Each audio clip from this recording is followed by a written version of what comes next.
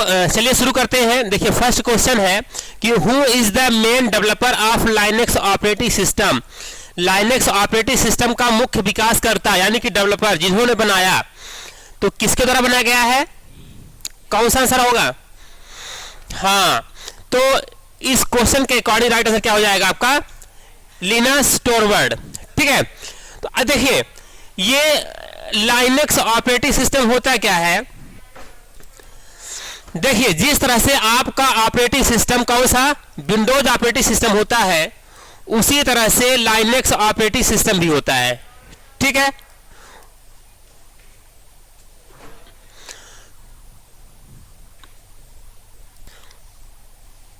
तो Linux operating system का आविष्कार लिनस टोरवर्ड के द्वारा किया गया। लाइनेक्स एक ओपन सोर्स सॉफ्टवेयर है। कैसा सॉफ्टवेयर है? ओपन सोर्स ऑपरेटिंग सिस्टम है। जिस तरह से आपका ये विंडोज ऑपरेटिंग सिस्टम है, उसी तरह से लाइनेक्स भी ऑपरेटिंग सिस्टम है, लेकिन ओपन सोर्स है। अच्छा, ओपन सोर्स का मतलब क्या होता है? ओपन सोर्स का मतलब होता है कि आप उसमें, उस ऑपरेटिंग सिस्टम में या उस सॉफ्टवेयर में अपनी आवश्यकता के अनुसार नए नए फीचर ऐड कर सकते हो। ठीक है, तो लाइनेक्स एक ओपन सोर्स सॉफ्टवेयर है। इसका जो डेवलपमेंट है तो लिनस टोरवर्ड के द्वारा 1991 में किया गया था। ठीक है, तो इस क्वेश्चन के according right answer second. Next question है the process of preparing a floppy disk for initial use is called. Floppy disk को प्रारंभिक उपयोग के लिए तैयार करने की प्रक्रिया को क्या कहा जाता है? तो क्या कहते हैं?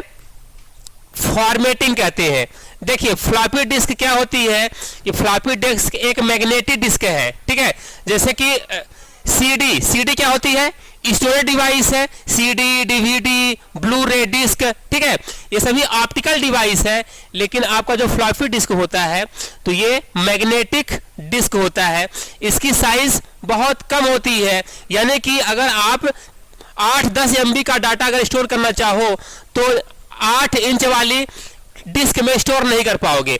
तो इसमें अलग अलग कैटेगरी होती है, जैसे कि 8 इंच की फ्लॉपी डिस्क और 5.5 इंच की, 3.5 और 3.5 इंच की, सभी अलग अलग साइज के होते हैं फ्लॉपी डिस्क। ठीक है, तो फ्लॉपी डिस्क यूज करने से पहले उसको क्या करते हैं हम?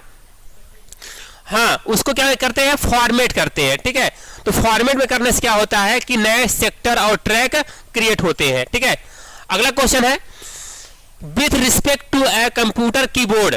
कंप्यूटर कीबोर्ड के संदर्भ में S/S/RQ key is an abbreviation of dot dot keys which often. Computer keyboard के संदर्भ में S/S/RQ कुंजी का संक्षिप्त नाम है, जो अक्सर वर्तमान कीबोर्ड पर प्रिंट स्क्रीन कुंजी पर या बटन पर होता है। तो क्या होगा इसका आंसर? हाँ, तो यहां पर देखिए, यहां पर S/S/RQ जो बटन है तो कीबोर्ड पर प्रिंट स्क्रीन बटन के नीचे दिया रहता है। प्रिंट स्क्रीन बटन का यूज क्या होता है? स्क्रीन को प्रिंट करने के लिए। लैपटॉप में आपको अक्सर देखने को मिल जाएगा। ठीक है, तो यानी कि ये पूछ रहा है कि S/S/RQ का फुल फॉर्म क्या होता है? तो इसका फुल फॉर्म होता है सिस्टम रिक्वेस्ट। क्या होता है? System request. नेक्स्ट क्वेश्चन है by using which tab can you use special character in an open office writer. Open office writer में अगर आपको स्पेशल कैरेक्टर क्या करना है? इंसर्ट करना है, तो इसके लिए कौन सा ऑप्शन यूज करेंगे? तो इसके लिए कौन सा ऑप्शन यूज करेंगे आप? इंसर्ट मेनू यूज करेंगे, क्योंकि इंसर्ट मेनू के द्वारा आप स्पेशल कैरेक्टर को ऐड कर सकते हो। ठीक है, अगला क्वेश्चन नंबर 5 है what is the diameter of blue रे डिस्क। ब्लू रे डिस्क का डायमीटर यानी कि व्यास क्या होता है? जैसे कि डीवीडी, सीडी और ये सभी क्या होते हैं? ऑप्टिकल डिस्क होते हैं। उसी तरह से ब्लू रे डिस्क होता है। तो जैसे कि डीवीडी क्या होता है? डीवीडी में आप कितना डाटा स्टोर कर सकते हो? 4.7 GB डाटा स्टोर कर सकते हो सिंगल लेयर साइड में, और डबल लेयर साइड में आप 8.5 GB डाटा स्टोर कर सकते हो। उसी तरह से आपका ब्लू रे डिस्क है, तो ब्लू रे डिस्क एक सेकेंडरी स्टोरेज ऑप्टिकल डिवाइस होती है, जिसमें आप क्या कर सकते हैं कि डाटा आप परमानेंट स्टोर करके रख सकते हैं। सिंगल लेयर साइड में डाटा स्टोर होता है ब्लू रे डिस्क में, कितना 25 जीबी तक स्टोर हो सकता है, और डुअल लेयर साइड में आप डाटा 50 जीबी तक स्टोर कर सकते हो, ठीक है। तो और जो ब्लू रे डिस्क होती है उसका डायमीटर यानी कि व्यास कितना होता है 120 mm यानी कि मिलीमीटर 120 mm होता है, ठीक है। तो इस क्वेश्चन के अकॉर्डिंग राइट आंसर क्या हो जाएगा 120 mm। अगला क्वेश्चन है 6 नंबर क्वेश्चन, देखो ध्यान से। Which of the following is that true with reference to read only memory. ROM आपने पढ़ा है, रोम क्या होता है? हाँ, रोम का फुल फॉर्म होता है रीड ओनली मेमोरी। तो ये कैसी मेमोरी है? परमानेंट मेमोरी है। कैसी मेमोरी है? परमानेंट मेमोरी होती है। इसमें अगर आप एक बार डाटा स्टोर कर देते हो तो परमानेंटली स्टोर रहता है, ठीक है। तो जो रोम में डाटा होता है परमानेंटली स्टोर होता है, यह प्राइमरी मेमोरी के रूप में यूज इसको हम कर सकते हैं। और रोम आप कंप्यूटर के अलावा भी आप अदर डिवाइसेस, इलेक्ट्रॉनिक डिवाइसेस में यूज कर पाते हैं, ठीक है। तो यहां पर यह बोल रहा है कि रोम के संदर्भ में कौन सा सही है, ट्रू। तो यानी कि यहां पर फर्स्ट नंबर देखो, कंप्यूटर को चालू करने के लिए आवश्यक निर्देश रोम में स्टोर होते हैं। तो यानी कि जब आप कंप्यूटर को चालू करते हो तो जो आवश्यक इंस्ट्रक्शंस होते हैं, निर्देश होते हैं, वो रोम में स्टोर होता है, ठीक है। यानी कि जितनी भी बायोस सेटिंग होती है, BIOS, बायोस का फुल फॉर्म क्या होता है? Basic input output system. BIOS की पूरी सेटिंग जो होती है कहां स्टोर होती है? रोम में स्टोर होती है। यह सही है, जबकि आपका ये 3 ऑप्शन 2 नंबर गलत है। जैसे कि रोम वोलाटाइल मेमोरी है, तो रोम कैसी मेमोरी है? हमने कहा कि स्थायी मेमोरी है। तो स्थायी क्या बोलते हैं? स्थायी को बोलते हैं नॉन वोलाटाइल। और यहां पर वोलाटाइल यानी क्या है? ये अस्थायी, ठीक है। तो रोम बताएं, रोम क्या है? यहां पर अस्थायी, जबकि स्थायी होता है। तो ये गलत हो गया। और रोम चिप का उपयोग केवल कंप्यूटर में होता है? नहीं, केवल कंप्यूटर में नहीं होता है। रोम में संग्रहित जानकारी अस्थायी होती है? नहीं, स्थायी होती है। तो तीनों नीचे के क्या है? गलत है। जबकि सही क्या है कि कंप्यूटर को चालू करने के लिए आवश्यक निर्देश कहां स्टोर होते हैं? रोम में स्टोर होते हैं। और रोम का फुल फॉर्म क्या होता है? रीड ओनली मेमोरी होता है, ठीक है। चलिए नेक्स्ट क्वेश्चन को चलते हैं। अगला क्वेश्चन है कि हाँ, which of the following operating system has been developed by Microsoft corporation. Microsoft corporation क्या है? एक कंपनी है जो कि क्या बनाती है? सॉफ्टवेयर बनाती है। ज्यादातर ऑपरेटिंग सिस्टम, जैसे कि आप लोग जो ऑपरेटिंग सिस्टम यूज कर रहे हो, तो कौन सा ऑपरेटिंग सिस्टम यूज कर रहे हैं? यहाँ पे हम लोग विंडो यूज कर रहे हैं। लेकिन यहां पर अगर आप कौन सा ऑपरेटिंग सिस्टम यूज कर रहे हो, अगर हम उसका वर्जन जानना चाहें तो विंडो R प्रेस करेंगे, और विंडो R प्रेस करने के बाद यहां पे हम लिखेंगे WINVER विंडोज वर्जन, और ओके करेंगे तो आप देख पाओगे कि जो भी ऑपरेटिंग सिस्टम आप यूज कर रहे हो तो उसका वर्जन आ जाएगा, ठीक है। विंडोज का वर्जन देखने के लिए विनवर का यूज करते हैं, ठीक है। तो यानी कि इसी तरह से विंडोज ऑपरेटिंग सिस्टम के कई सारे वर्जन है। वर्तमान में विंडोज ऑपरेटिंग सिस्टम का कौन सा वर्जन चल रहा है? विंडोज 11 चल रहा है। वर्तमान को चल रहा है विंडोज 11 चल रहा है, ठीक है।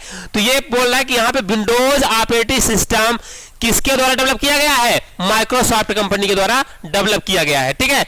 चलिए नेक्स्ट क्वेश्चन की ओर चलते हैं। अगला क्वेश्चन है कि R language provide the environment for dot dot computer computing. R भाषा कंप्यूटिंग के लिए वातावरण यानी कि एनवायरमेंट प्रदान करती है। किसके लिए? सांख्यिकी, स्टैटिक्स वर्क करना अगर आपको, इसके लिए डेवलपमेंट के लिए क्या यूज करते हैं? आर लैंग्वेज का। जिस तरह से आपका C++, जावा, ये क्या होती है? लैंग्वेज होती है, प्रोग्रामिंग लैंग्वेज होती है। इसी तरह से ये होता है जो कि सांख्यिकी प्रॉब्लम को सॉल्व करने के लिए यूज होती है। तो इस क्वेश्चन के अकॉर्डिंग राइट आंसर क्या हो जाएगा? सांख्यिकी। Next, which technology was used in the first generation of computer। Computer पीढ़ी आप लोग पढ़े हैं ना, कंप्यूटर जनरेशन पढ़े होंगे, तो बताइए फर्स्ट जनरेशन में क्या यूज किया गया था? मुख्य टेक्नोलॉजी कौन सी थी? बताइए। हाँ, वैक्यूम ट्यूब। जो ट्रांजिस्टर था तो ट्रांजिस्टर सेकंड जनरेशन में यूज किया गया, आईसी थर्ड जनरेशन में यूज किया गया। आईसी का फुल फॉर्म क्या होता है? Integrated circuit. और वैक्यूम ट्यूब को फर्स्ट जनरेशन में यूज किया गया। और प्रोसेसर को किस जनरेशन में यूज किया गया? 4th जनरेशन में, ठीक है। तो इस क्वेश्चन के according right answer vacuum tube हो जाएगा। ओके चलिए नेक्स्ट क्वेश्चन को चलते हैं। अगला क्वेश्चन है which language contain instruction in binary form, किस भाषा में निर्देश बाइनरी फॉर्म में होते हैं, किस भाषा में होते हैं, machine language, machine level language, low level language होती है, इसमें जो इंस्ट्रक्शंस होते हैं बाइनरी फॉर्म में होते हैं, बाइनरी यानी कि दो, कौन से दो नंबर 0 और 1 में, ठीक है। तो यानी कि यहां पे क्या हो जाएगा, मशीन लेवल लैंग्वेज हो जाएगा, ठीक है। अगला क्वेश्चन है कि what is a copy of textual और graphics information produced on paper in normal size by a computer, computer द्वारा सामान्य आकार में कागज पर तैयार की गई टेक्स्ट या ग्राफिक्स जानकारी की कॉपी को क्या कहते हैं, क्या कहेंगे उसको हम, the copy of a textual और graphics information produced on paper, paper पे जो आपको रिजल्ट मिल जाता है उसको क्या बोलेंगे हम, हार्ड कॉपी कहेंगे, क्या कहेंगे उसको, हार्ड कॉपी कहेंगे। तो राइट आंसर क्या हो जाएगा, हार्ड कॉपी। लेकिन जो आप ये सॉफ्टवेयर देख रहे हो तो अभी किस फॉर्म में है, ये सॉफ्ट कॉपी में है, ये अभी कंटेंट किस फॉर्म में है, सॉफ्ट कॉपी। जब हम इसका प्रिंट आउट ले लें अगर तो ये किस फॉर्म में आ जाएगा, हार्ड कॉपी में आ जाएगा। तो यहां पर इस क्वेश्चन के अकॉर्डिंग राइट आंसर क्या हो जाएगा, हार्ड कॉपी हो जाएगा। अगला क्वेश्चन है the time taken by device to locate data and instruction and make them available to the CPU is, device द्वारा डाटा और निर्देशों का पता लगाने और उन्हें सीपीयू में उपलब्ध कराने के लिए लिया गया समय क्या कहलाता है, तो उस समय को हम क्या कहते हैं, एक्सेस टाइम। यानी कि जब आप कंप्यूटर को कोई निर्देश देते हो तो वो कहां जाता है, सीपीयू पे जाता है प्रोसेसिंग के लिए, और सीपीयू फिर रिजल्ट आपको देता है, जो समय लगता है उसको क्या कहेंगे हम, एक्सेस टाइम कहेंगे। ओके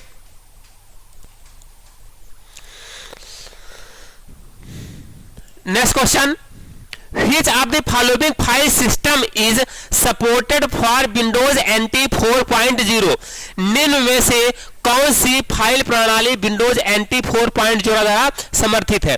अच्छा ये फाइल सिस्टम क्या होता है, फाइल सिस्टम होता है कि फाइल को स्टोर करने का एक विशेष प्रकार का स्ट्रक्चर, ठीक है। तो यानी कि फाइल सिस्टम कई प्रकार के होते हैं, जैसे कि FAT फाइल एलोकेशन टेबल, इसमें कई वर्जन होते हैं, FAT16, FAT32, और इसी तरह से होता है NTFS, NTFS का फुल फॉर्म क्या होता है, न्यू टेक्नोलॉजी फाइल सिस्टम, ठीक है।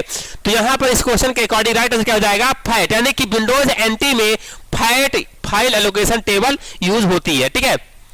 अगला क्वेश्चन है, ध्यान से देखिएगा कि with respect to semiconductor memory, semiconductor memory के संदर्भ में कौन सा यहां पर स्टेटमेंट गलत है उसकी पहचान करना है आपको, ठीक है। दिए गए इस ऑप्शन में से आपको पहचान करना है कि which statement is wrong with respect to semiconductor, semiconductor के संदर्भ में कौन सा यहां पर गलत ऑप्शन है। तो सभी ऑप्शन आपको पढ़ना है पहले ध्यान से। यह है कि रैंडम, देखिए जैसे कि रैम वगैरह आपका क्या है, सेमीकंडक्टर, चिप क्या है, सेमीकंडक्टर, यानी कि आईसी क्या है, सेमीकंडक्टर है, ठीक है। तो उसी के संदर्भ में आपको पता लगाना है कि कौन सा चारों में से गलत है, ठीक है।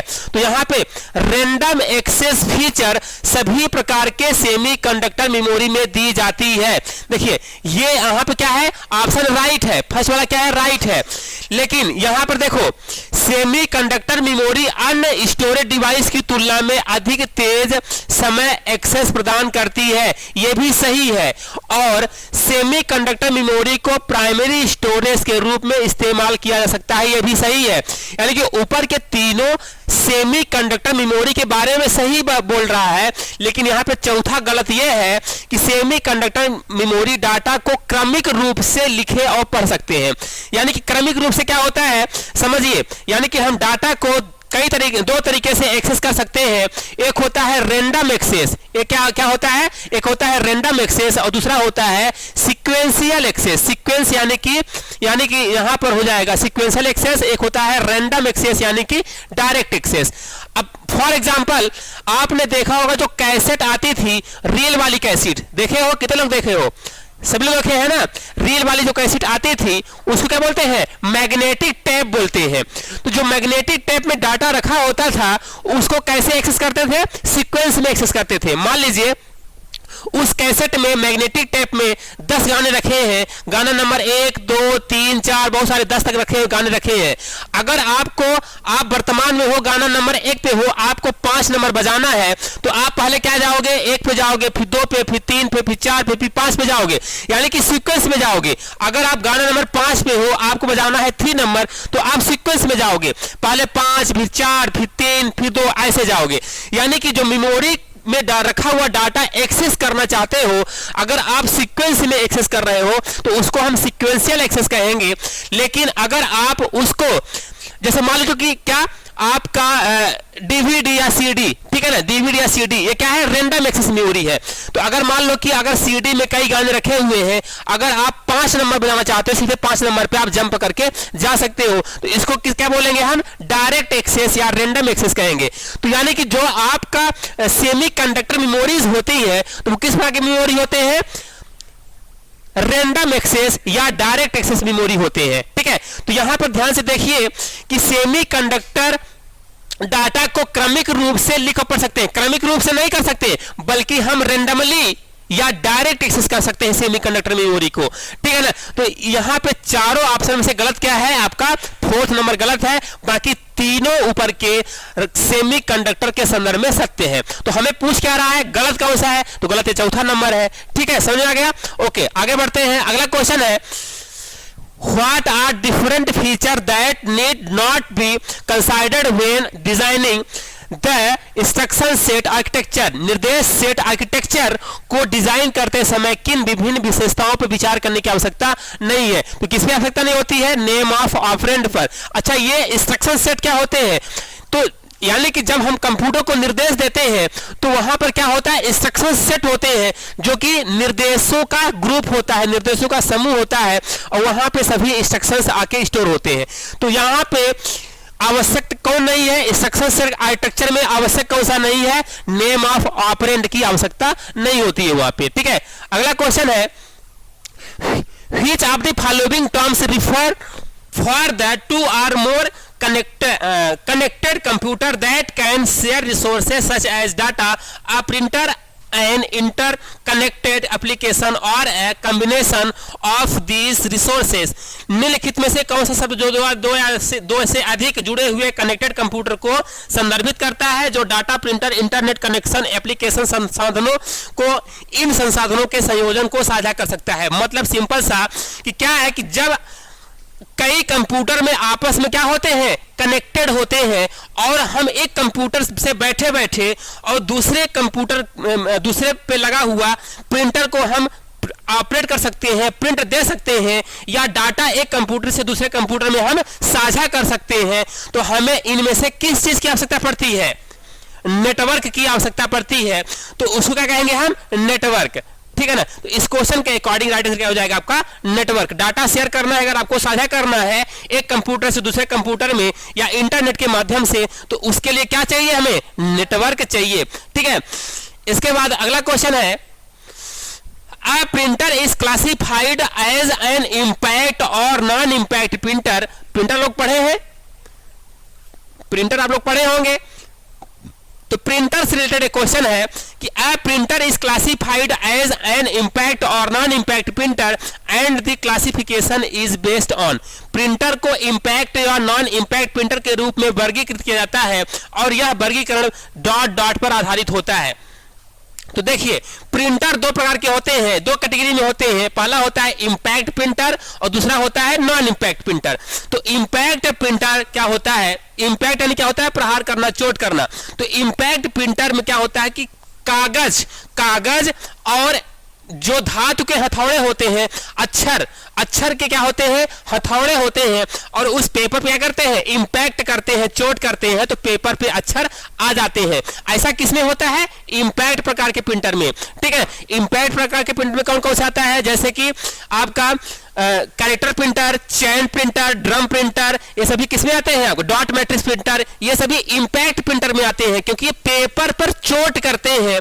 ठीक है, शब्द के हथौड़े बने होते हैं जिससे अक्षर आते हैं, तो ये इंपैक्ट प्रिंटर होता है। और दूसरा होता है नॉन इंपैक्ट प्रिंटर। तो नॉन इंपैक्ट प्रिंटर जैसे कि आपका laser printer, inkjet printer, thermal printer, तो इसे पेपर पर कोई प्रहार नहीं होता, कोई चोट नहीं होता है, शोर भी ज्यादा नहीं करता है।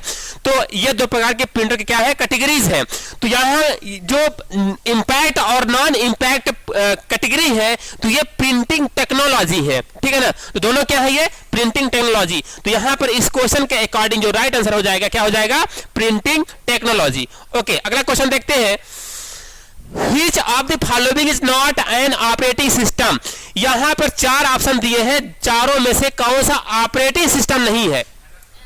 तो देखिए यहां पर यूनिक्स, लाइनेक्स, विंडोज, एंड्रॉयड, ये सभी क्या होते हैं, ऑपरेटिंग सिस्टम है। जबकि एमएस वर्ड ऑपरेटिंग सिस्टम नहीं है, बल्कि ये एप्लीकेशन सॉफ्टवेयर है, वर्ड प्रोसेसिंग सॉफ्टवेयर है, वर्ड प्रोसेसर सॉफ्टवेयर है, ठीक है, जिसका एक्सटेंशन डॉक्यूमेंट का एक्सटेंशन .docx होता है। तो ये ऑपरेटिंग सिस्टम नहीं है, ऊपर के तीनों है। ओके, चलिए नेक्स्ट क्वेश्चन को चलते हैं। अगला क्वेश्चन है कि मॉडेम का उपयोग क्या होता है, मॉडेम का फुल फॉर्म क्या होता है? तो मॉडेम का फुल फॉर्म क्या होता है, मॉड्यूलेशन डीमॉड्यूलेशन।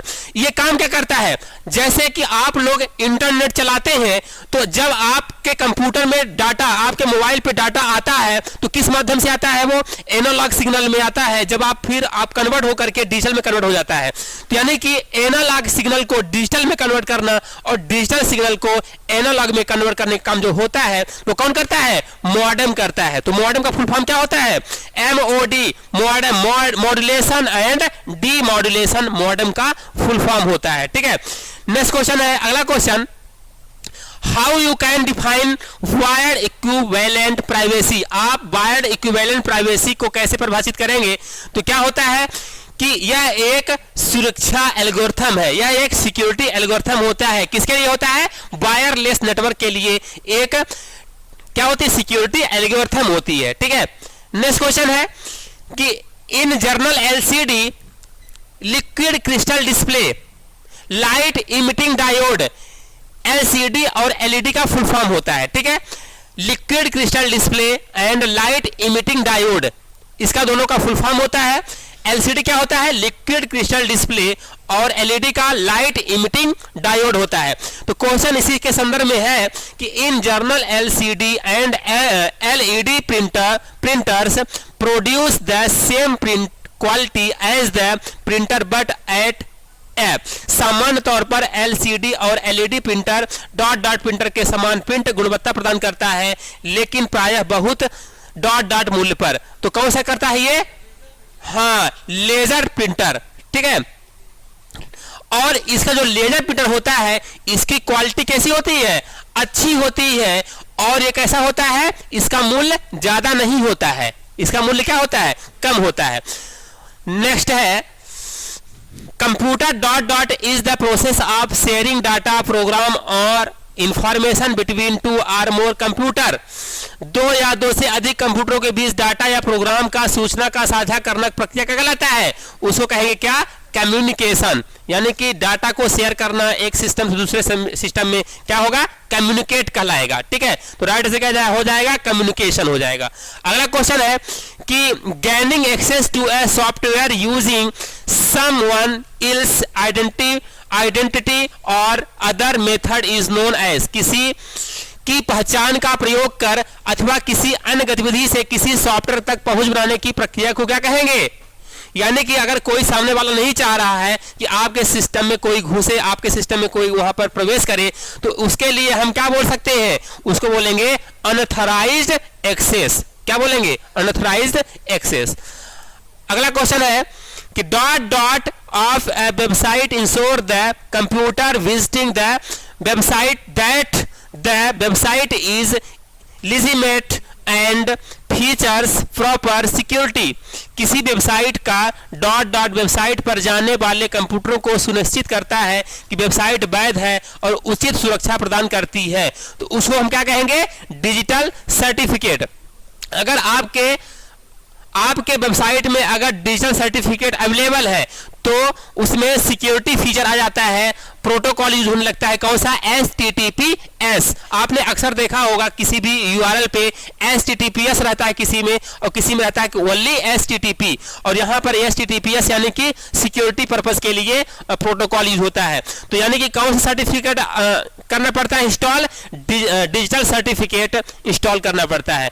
नेक्स्ट क्वेश्चन है कि which file format is use to save open office presentation. जिस तरह से आप पावर पॉइंट प्रेजेंटेशन की file, PowerPoint, MS PowerPoint, Microsoft PowerPoint presentation का एक्सटेंशन क्या होता है?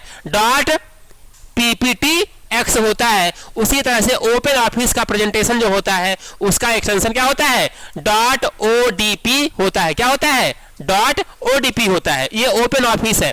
अच्छा, ओपन ऑफिस जो होता है यह एक ओपन सोर्स ऑपरेटिंग सिस्टम है, ठीक है। नेक्स्ट क्वेश्चन है कि the banks code numbers and cheque number printed on the cheque can be detected by reader. Cheque पर प्रिंटेड बैंक की कोड नंबर और चेक नंबर का पता किसके द्वारा लगाते हैं? पता है क्या किस द्वारा लगाते हैं? हाँ, MICR, magnetic ink character reader. MICR का यूज बैंक में होता है, और इसका यूज होता है जो बैंक में चेक बुक होता है, चेक होते हैं, उसके नंबर को रीड करने के लिए, पढ़ने के लिए चेक बुक का यूज होता है, ठीक है। यानी कि MICR का यूज होता है। तो मैग्नेटिक इंक करेक्टर रिकॉग्नाइजेशन या मैग्नेटिक इंक करेक्टर रीडर, इसका क्या होता है? फुल फॉर्म होता है, ठीक है। अगला क्वेश्चन है कि MP3 compression format is.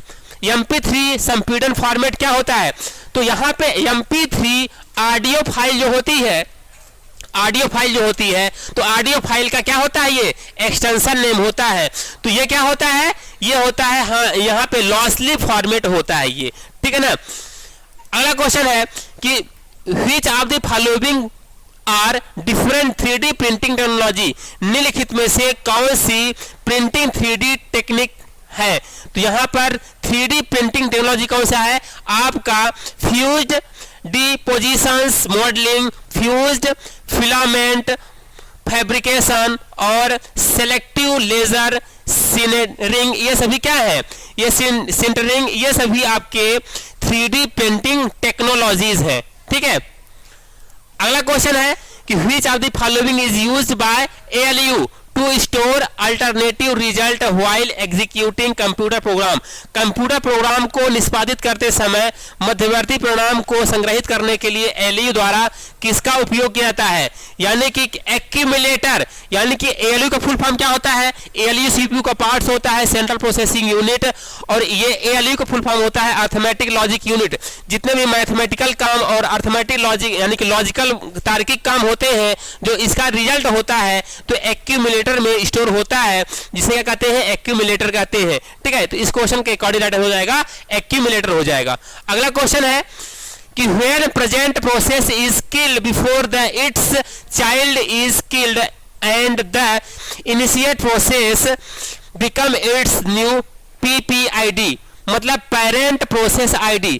at that time these process are called as। जब चाइल्ड प्रोसेस को किल करने से पहले पेरेंट प्रोसेस को किल कर दिया जाता है, यानी कि यानी कि सब जो प्रोसेस होती है उससे पहले मेन प्रोसेस को खत्म कर दिया जाता है, तो उसको हम क्या कहेंगे? उसको कहेंगे हम यहाँ पर ऑर्फन प्रोसेस कहते हैं, ठीक है। तो चाइल्ड प्रोसेस को खत्म न करके मेन प्रोसेस को जब खत्म कर दिया जाता है उसको हम क्या बोलते हैं? ऑर्फन प्रोसेस बोलते हैं, ठीक है। अगला क्वेश्चन क्या है? In the internet explorer browser. Internet explorer कैसे ओपन करते हैं? विंडो आर करके, IEXPLORE, ओके।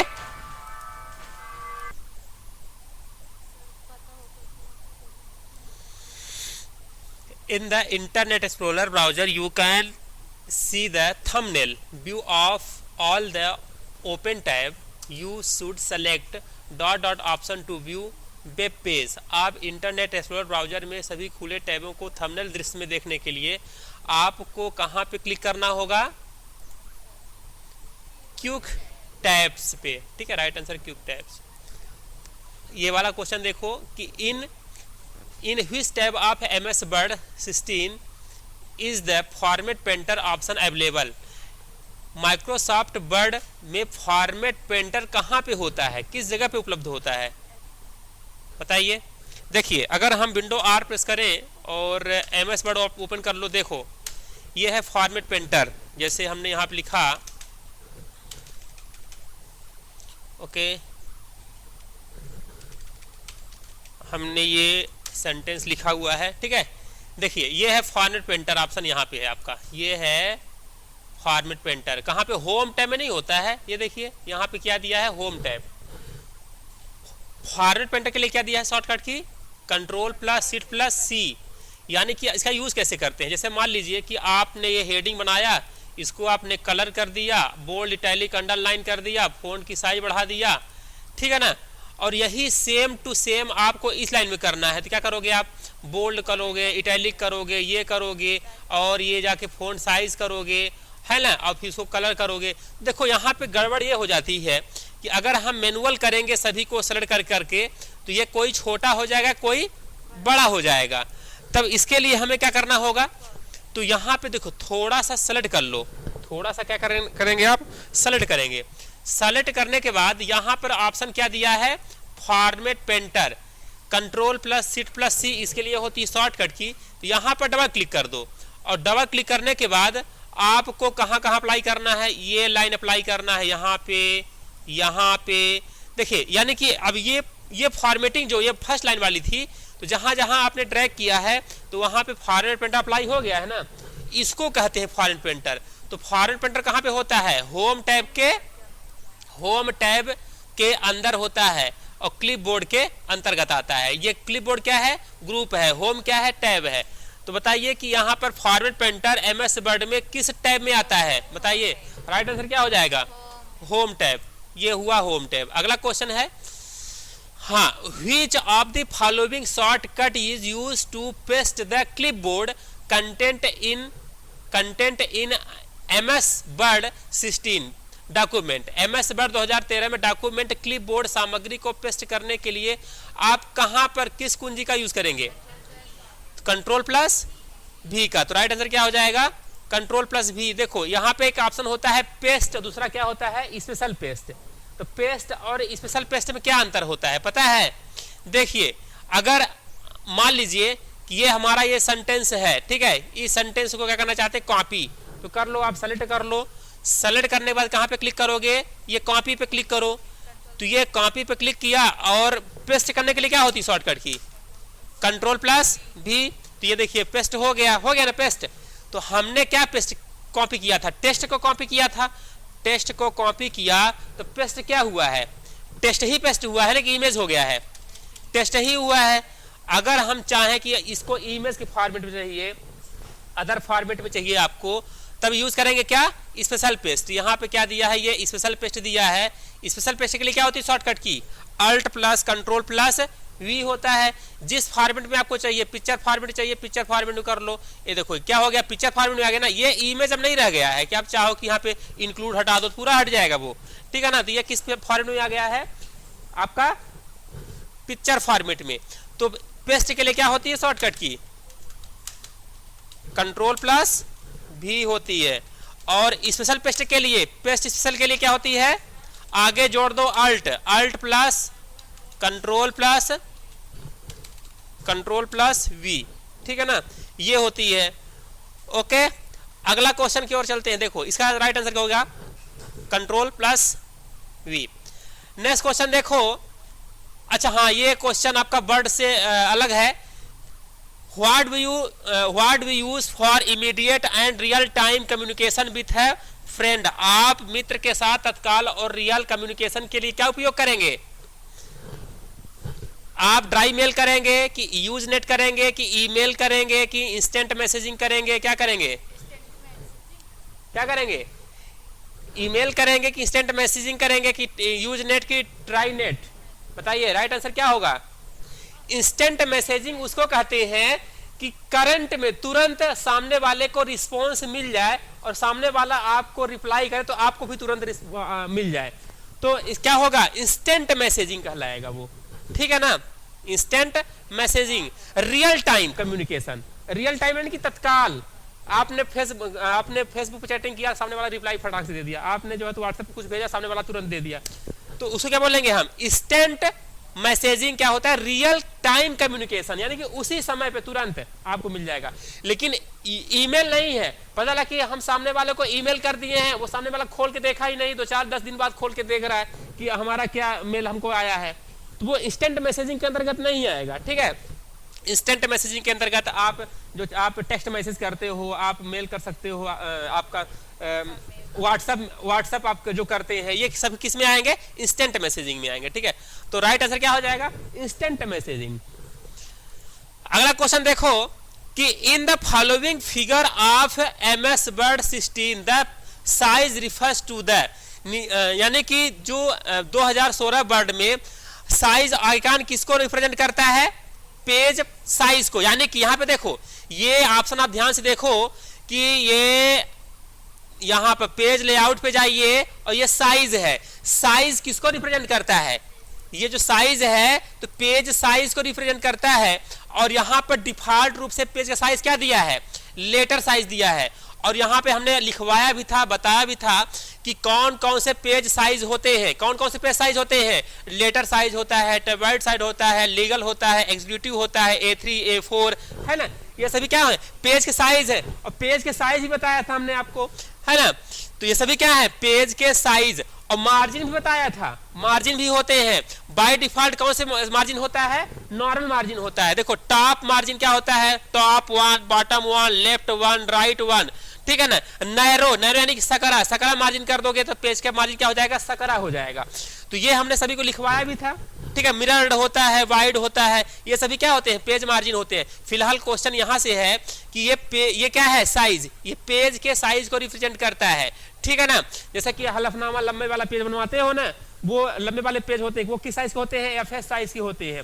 उसकी भी साइज सेंटीमीटर में अलग अलग होता है। ठीक है, तो यहां पे आप चाहो तो A4 साइज भी सेट कर सकते हो। ठीक है, हाँ, तो यहां पे क्वेश्चन क्या है कि पेज साइज हो जाएगा, इसका राइट आंसर क्या हो जाएगा, राइट आंसर पेज साइज। अगला क्वेश्चन क्या है, हाँ, which of the following features of MS Excel is used to quickly copy content and paste into adjacent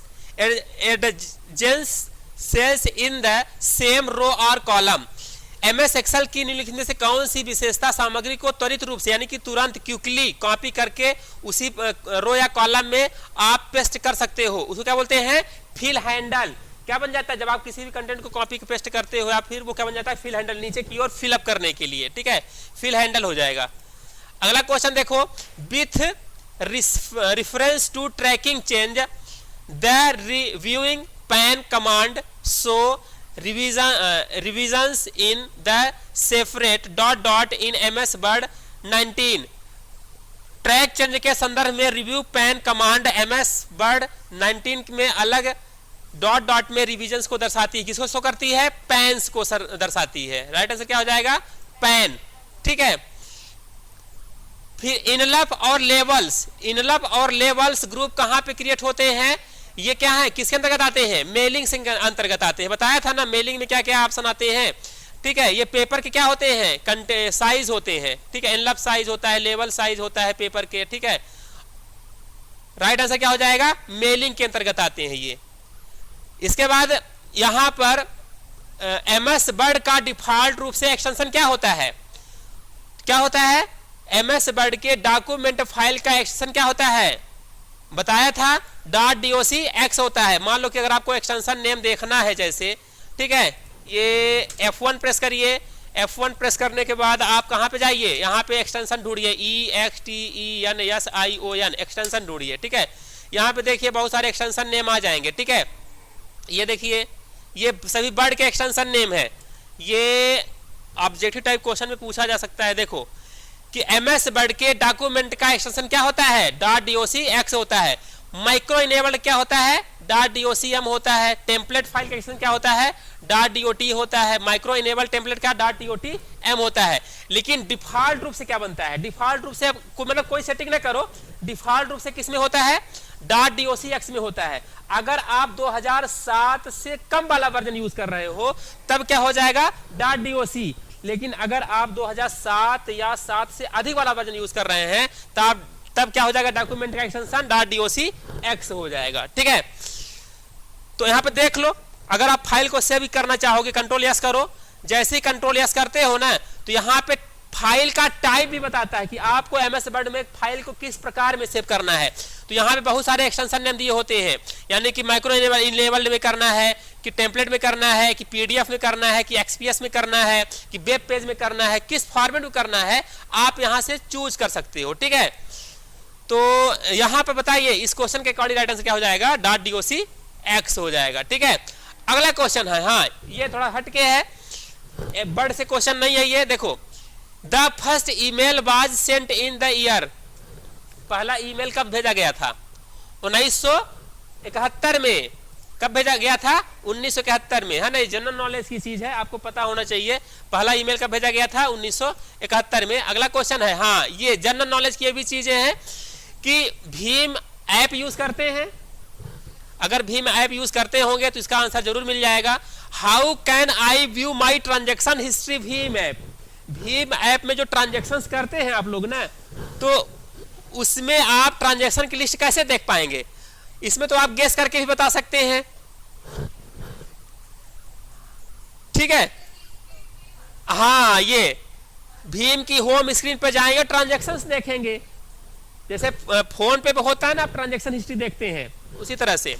ठीक है, अगला क्वेश्चन है, हाँ dot chart is use to showing comparisons among individual items, यानी कि एक्सेल में जो आप चार्ट यूज करते हैं तो किसी इंडिविजुअल आइटम्स के बीच में कंपैरिजन करना है, तुलना करना है, तो इसके लिए हम कौन सा चार्ट यूज करते हैं, हाँ बार चार्ट यूज करते हैं। कौन सा चार्ट यूज करते हैं, बार चार्ट। ठीक है, अगला क्वेश्चन है कि सेलेक्ट द, हाँ pagination control in the line and page break tab in MS Word to fill the given blank prevents break between paragraph you want to keep together. दिए गए इस स्थान को भरने के लिए एमएस वर्ड में लाइन और पेज ब्रेक में, हाँ पेजिनेशन नियंत्रण करने के लिए आप कहां पर क्लिक करेंगे, तो कौन सा ऑप्शन होता है इसके लिए, कीप लाइन टुगेदर। ठीक है, वर्ड रैप अलग चीज है। वर्ड रैप में क्या होता है कि शब्दों को स्क्रीन से बाहर फ्लो होने से रोकने के लिए वर्ड रैप का यूज करते हैं, वर्ड रैप या टेस्ट रैप। ठीक है, वर्ड रैप या टेस्ट रैप क्या होता है, जैसे कि मान लो आपने ये ओपन करके रखा है ये एप्लीकेशन, ठीक है, अगर हम यहाँ पे कुछ लिख रहे हैं, ठीक है, अगर ये आप लिखते जाओगे तो जब तक आप इंटर नहीं मारोगे ना स्क्रीन से अंदर ये चला जाएगा, यानी कि स्क्रीन के बाहर फ्लो हो रहा है ना, ये इसी की स्क्रीन के अंदर रहे, यानी कि ये जो हमारे शब्द हैं, शब्द को स्क्रीन के अंदर रैप करके रखना, बांध के रखना, वर्ड रैप या टेस्ट रैप कहलाएगा। ठीक है, तो यहां पर अगला क्वेश्चन ये है कि if you want to add some punctuation in place of and how will you use find and replace in MS Word 7। Find और रिप्लेस के लिए क्या यूज करते हैं, कंट्रोल एच का यूज करिए। ठीक है, संबंधित कॉलम पे फिर आप जाएंगे, राइट आंसर क्या हो जाएगा आपका, डी हो जाएगा। फाइंड रिप्लेस का यूज किस लिए करते हैं, किसी भी टेक्स्ट को फाइंड करके और दूसरी जगह पे आप नए शब्द को लिखना। ठीक है, हाँ अगर रघु टाइपिंग कर रहा है एमएस वर्ड में और ऑटो करेक्ट के माध्यम से अगर वो शब्द सी कन्वर्ट हो जाता है, किसमें कन्वर्ट हो जाता है, कॉपीराइट सिंबल में कन्वर्ट हो जाता है। कॉपीराइट सिंबल कौन सा होता है, ये देखिए कीबोर्ड पर, ये देखिएगा ये सिंबल कौन सा होता है, कॉपीराइट सिंबल होता है। अच्छा, इसके लिए क्या होती है shortcut key, alt plus control plus सी। इधर देखिए, अगर हम यहां पे क्या प्रेस करते हैं, अल्ट प्लस कंट्रोल प्लस सी, इसे क्या आता है, कॉपीराइट सिंबल आता है। अगर हम प्रेस करते हैं अल्ट प्लस कंट्रोल प्लस और आर, इसे क्या आता है, रिजर्व वर्ड आता है। और alt plus control plus T, trademark. जैसे मान लो यहां पे लिखा है फेसबुक, कुछ भी आप लिख दो XYZ, और आप alt plus control plus T कर दीजिए, तो किसे बन जाएगा, ये ट्रेडमार्क बन जाएगा। ठीक है, तो ट्रेडमार्क के लिए क्या होता है, अल्ट कंट्रोल टी, कॉपीराइट के लिए अल्ट कंट्रोल प्लस सी। ठीक है, तो यहां पर इस क्वेश्चन के अकॉर्डिंग राइट आंसर क्या हो जाएगा, कॉपीराइट सिंबल हो जाएगा। अगला क्वेश्चन क्या है, हाँ, इन MS Word 10 if gutter is extra space added to the side margin the gutter size cannot be measured in MS Word 2010 में यदि गटर मार्जिन साइड मार्जिन में जोड़ी गई अतिरिक्त स्पेस है तो गटर के आकार को किसमें नहीं मापा जा सकता, किसमें नहीं मापा जा सकता है, नंबर ऑफ लाइंस में मापा नहीं जा सकता। अच्छा, ये गटर मार्जिन क्या होता है, गटर यानी क्या होता है, नाला। इसमें पेज में नाला कहां होता है, गटर मार्जिन। देखो जैसे जो बाइंडिंग मार्जिन होती है ना उसको क्या बोलते हैं, गटर मार्जिन। जैसे मान लो हमारा ये पेज है ना, इस पेज को अगर हम यहां से बाइंडिंग कर दें यहां ऐसा दबा के तो क्या होगा, अक्षर हमारे दिखाई नहीं देंगे ना, पेज हमारे दिखाई नहीं देंगे। तो गटर मार्जिन क्या होता है, पेज को क्या करने के लिए, बाइंडिंग करने के लिए जो जगह छोड़ी जाती है। यहां पे देखो जैसे मान लो हमारा ये पेज हो गया और यहां पर जो मार्जिन आप छोड़ते हो इधर लेफ्ट साइड, तो इसको हम क्या बोलेंगे, हाँ इसको हम कहते हैं क्या, गटर मार्जिन। ये जो मार्जिन होता है इसको क्या कहेंगे, gutter margin. Binding area gutter margin कहलाती है। आप पेज को कहां कहां बाइंड कर सकते हो, पेज को लेफ्ट में यानी कि पेज के लेफ्ट में आप बाइंड कर सकते हो, और दूसरा कहां बाइंड कर सकते हो, आप पेज के टॉप में भी बाइंड नहीं कर सकते हैं, यहां भी बाइंड कर सकते हैं। अगर आप हाँ यहाँ पे, या तो अगर आप कहां करोगे बाइंडिंग, आप ऊपर से करोगे या आप यहां से बाइंडिंग करोगे, है ना, लेफ्ट और टॉप। आपके बुक में अगर ये बाइंडिंग हम इधर से कर दे तो जाम नहीं हो जाएगा, ठीक है, नीचे से कर दे तो गड़बड़ हो जाएगा। तो जो बाइंडिंग मार्जिन होती है तो लेफ्ट और टॉप होती है, ये होती क्या, गटर मार्जिन। तो गटर मार्जिन होती कहां है, या पेज पे आप यहां पर जाओ, हाँ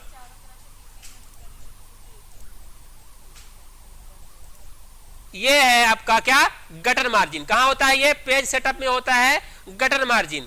तो गटर मार्जिन आप यहां पे दे दो, हमने दे दिया मान लो 3 दे दिया, तो यहां पर देखो 3 के अनुसार ये गटर मार्जिन आ रहा है। अब गटर मार्जिन के पोजीशन कितने होते हैं, गटर मार्जिन के पोजीशन कौन कौन से हैं, लेफ्ट और टॉप, यानी कि हम बाइंडिंग या तो लेफ्ट से करेंगे या तो टॉप से करेंगे, ठीक है। तो यहां पे इस क्वेश्चन के अकॉर्डिंग जो राइट आंसर हो जाएगा क्या हो जाएगा, 3rd नंबर। नेक्स्ट क्वेश्चन है, हाँ ये हो चुका है ना क्वेश्चन।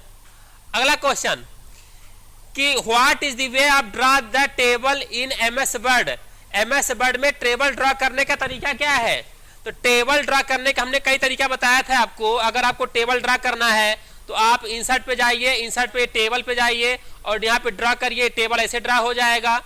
या फिर इंसर्ट टेबल पे जाकर के नंबर ऑफ कॉलम डाल दीजिए और नंबर ऑफ रो डाल दीजिए। आप यहां से भी क्या कर सकते हैं, ऐड कर सकते हैं number of column number of row डाल करके।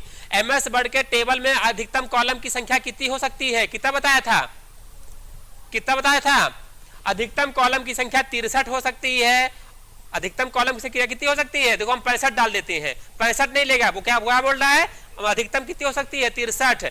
अगर हमने डाल दिया ठीक है, कम डाल दिया, लेकिन अगर कॉलम रो की संख्या ज्यादा डाल दोगे ना, बताएगा कि 32,767 रो से ज्यादा नहीं हो सकता है। ये और तरीका हुआ। अगला और तरीका बताया था कि प्लस करके माइनस लगा के, प्लस लगा के माइनस लगा के इंटर यहाँ पे मारोगे तो ये क्या बन जाएगा, टेबल बन जाएगा, 2 कॉलम और 1 रो का बन जाएगा। जितना लंबा यहाँ पे आप प्लस माइनस के बीच में जगह छोड़ोगे उतना लंबा ये आपका क्या बनेगा, टेबल बन जाएगा। ये भी तरीका बताया था। इसके बाद convert text to table, table को टेक्स्ट में कन्वर्ट कर सकते हो। ये वाला ऑप्शन यहाँ पे देखो, कन्वर्ट टेक्स्ट टू टेबल, यहां से भी कर सकते हो, यानी कि टेक्स्ट को टेबल में कन्वर्ट कर सकते हो, यही बताया था। यानी कुल मिलाकर के टेबल आप किस तरह से बना सकते हो MS Word में, ये बताया गया था आपको। तो यहाँ पर देखो क्या ऑप्शन दिया है, राइट आंसर क्या होगा इसका कि इंसर्ट टैब पर क्लिक करें, फिर टेबल ग्रुप में जाएं और ड्रॉ टेबल चूज करें। ड्रॉ टेबल यानी कि अगर आप चाहो तो यहां से पेंसिल की मदद से ड्रॉ टेबल कर सकते हो। ये देखो, ये ऐसे भी कर सकते हो, ये है ना। तो यानी कि यहाँ इस क्वेश्चन के अकॉर्डिंग क्या हो जाएगा, आपका D नंबर हो जाएगा। अगला देखिए, अगला क्वेश्चन है कि डॉट डॉट ले is useful when you want to reduce the pivot table with and और not concern about the row field heading in MS Excel. MS Excel में लेआउट तब उपयोगी होता है जब आप पाइवट टेबल चौड़ाई को कम करना चाहते हैं और फील्ड, पंक्ति फील्ड और हेडिंग से संबंध नहीं होते हैं। तो क्या हो जाएगा, उसको इम्पैक्ट फॉर्म बताएंगे, इम्पैक्ट फॉर्म कहेंगे। क्या होगा वो, इम्पैक्ट फॉर्म। अगला क्वेश्चन है कि study the given figure fill the blank with the most suitable option or ... or great for document with facing pages like bound report for newsletters. नीचे दिए गए चित्र का अभ्यास करें और उपर्युक्त विकल्प में से रिक्त स्थान की पूर्ति करें। सम्मुख पेज डॉक्यूमेंट के लिए मार्जिन अच्छी मानी जाती है, उसको क्या बोलते हैं, उसको बोलते हैं क्या, मिरर मार्जिन। क्या बोलते हैं, मिरर मार्जिन। मार्जिन बताया था आपको, मार्जिन कहाँ होती है आपका, ये है मार्जिन। मार्जिन के अंदर सभी ऑप्शन होते हैं ये, ठीक है। मार्जिन जो है तो कितने ऑप्शन कौन कौन से होते हैं उसको ध्यान पे रखना और पढ़ना उसको। अगला क्वेश्चन देखो, अगला क्वेश्चन क्या है कि अगर आपको MS वर्ड में केस का यूज करना है, upper case lower case, lower case से अपर केस बनाना है, इसके लिए क्या यूज करेंगे, क्या बताया था इसके लिए, Shift+F3 बताया था, है ना। तो यानी कि अगर आप क्या लिखे हो, यहाँ पे कोई भी सेंटेंस आप लिखे हो, ठीक है, यहाँ पे हमने लिख दिया वेलकम लिख दिया। अगर आपको इसको चेंज करना है, इसमें 3 चेंजेस होते हैं। Shift+F3 से किसमें होता है, सेंटेंस केस में हो जाएगा, इसके बाद अपर केस में हो जाएगा, इसके बाद लोअर केस में। 3 चेंजेस होते हैं। तो कभी कभी क्वेश्चन पूछ लेता है कि कितने चेंजेस होते हैं Shift+F3 से, तो कितने चेंजेस होते हैं, 3 चेंजेस। लेकिन Ctrl+Shift+A से क्या होते हैं, केवल 2, अपर लोअर। लेकिन Shift+F3 से क्या होते हैं, 3 चेंजेस, लोअर, कैपिटल और सेंटेंस लेटर, ठीक है ना। तो ये तीनों चेंजेस होते हैं। तो यहाँ पे क्वेश्चन ये है कि कितने चेंजेस होते हैं, 3 चेंजेस होते हैं। तो यानी कि how can you change the case in using keyboard short in MS word. क्या यूज करेंगे इसके लिए, केस चेंज करने के लिए, Shift+F3, 3 चेंजेस होते हैं, है ना। अगला क्वेश्चन है कि सेकंड रिसिपेंट्स यानी सेलेक्ट रिसिपेंट्स, जब आप मेल मर्ज यूज करते हैं ना, मेल मर्ज जब यूज करते हैं तो सेलेक्ट रिसिपेंट्स किस स्टेप में आता है, मेल मर्ज यूज करने के दौरान सेलेक्ट रिसिपेंट्स किस स्टेप में आता है। तो ये किस स्टेप में आता है, 3rd स्टेप में आता है, करके देखना, ठीक है।